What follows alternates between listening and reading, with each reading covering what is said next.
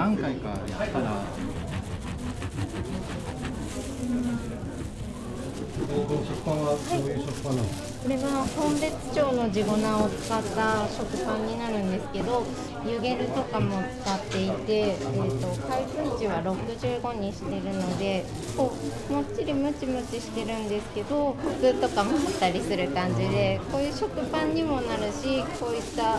黒ぶどうサンドとかのフィリングの合うものにもなります。なのでしょっぱい系でも甘い系でも両方いけるタイプになります。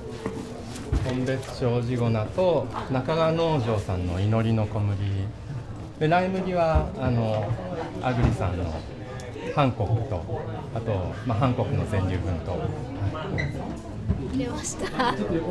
い。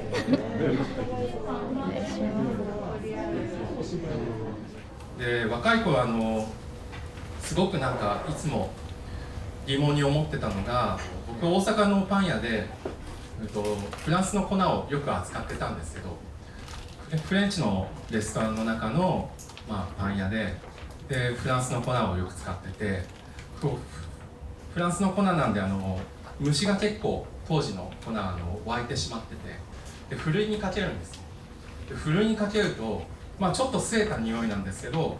粉の香りがふわっとこう上がってくる。でも国産の大阪にも製粉会社ありますけど、国産の国内の製粉会社大手だとか、あと群馬なんかにもありますけど、そこら辺の製粉会社の粉を振るっても、普通の粉もそうですし、全粒粉なんかの振るっても香りが立たない。で何が違うんだろうな。あとはこう舐めてみると、フランスの粉って甘さがある。でも国産の粉多くほとんどは甘さが全然ないんですよ。そういうのをちょっと感じた時ある方いらっしゃると思うんですけど、何が違うのかなっていうずっと長く疑問に思ってて、で僕はアメリカで仕事をしてたんですけども、ワシントン州の一番北部のスカーリットバレーっていうところにあるケルンスプリングミルズっていう小さい製粉所のファウンダー CEO のケビンっていうのまであって、で彼の粉を触った時に、フルート香りがする。で舐めると甘みがある。これなんでこうなのっていうふうに聞いたら、それはお前すごい簡単だよっていうふうに言って、製粉する前にまず油脂分を製粉会社さんって普通一般的には取り除いてから製粉するんですね。それは胚芽の部分だったりとか、多くは胚芽の部分だったり、あとはこう外皮の一部に、そういうものがあるんですけど、そういうものを注意深く取り除いてから製粉する。なので香りがしない。でも大手の製粉会社さんはそれを質と思ってやってます。でそれは何でかっていうと、油脂がついたまんま製粉してしまうと、粉にしてから1年とか消費期限が持たないんですね。で例えば酸化率とかで酸化して劣化してこの粉使いません、廃棄しますだと国民が飢えてしまうんです。なんで彼らは注意深くそういう部分を取り除いてから製粉する。でもこの粉は、そういうものがこうついたまま引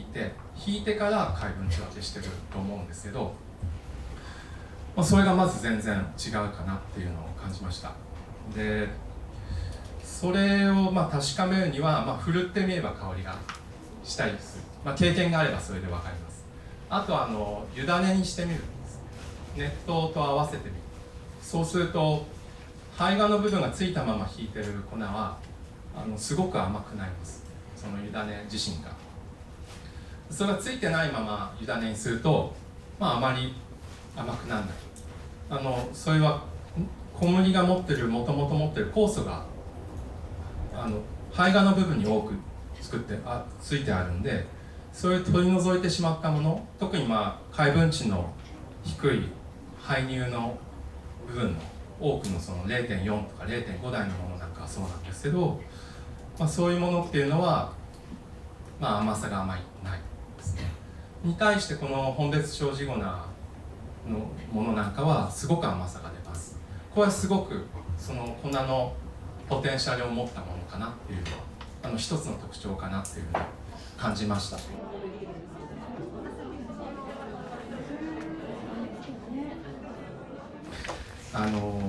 こういう日本で今発展しようとしているような製法っていうんですかね、そんな際なものではないんですけど、そういうものに対して、ちょっとそういうのは違うよねって思ってらっしゃる方って結構いらっしゃると思うんです。自分のスタイルとして違うかなっていうふうに思う。ヨーロッパの古典的なパンみたいなものが、一番最上だよね、それはそうだと思うんですけど、そういうふうに思う方に対してちょっと僕一つ思うのはというかですね、僕はアメリカの方にいて、でパンを作っててすごく思ったのは、思い知らされたのは、アメリカにいると常に旧世界のヨーロッパのパン作り、パンとかっていうのをすごく意識させられるんです。英語で言うとオールドワールドって簡単に言うんですけど、オールドワールドに対して新世界、ニューワールドっていうのが世界にはあって、ニューワールドっていうのは北米とか中南米、あとオセアニアあたり、スペインが征服して、占領して、移民として移っていった地域とか、あとはイギリス領だ、その結果イギリス領だったオセアニア地域とか、そこら辺の人たちは、料理人にしろチーズにしろワインにしろパンにしろ、常に旧世界を追い抜け追い越せっていうふうに頑張るわけなんです。で、例えば分かりやすいのはカリフォルニアワインとかは、ボルドーのワインとかを追い抜こうとして、すごく質を高めていったわけなんですけど、でそうやって新世界の人たちっていうのは、僕がいたところっていうのはすごく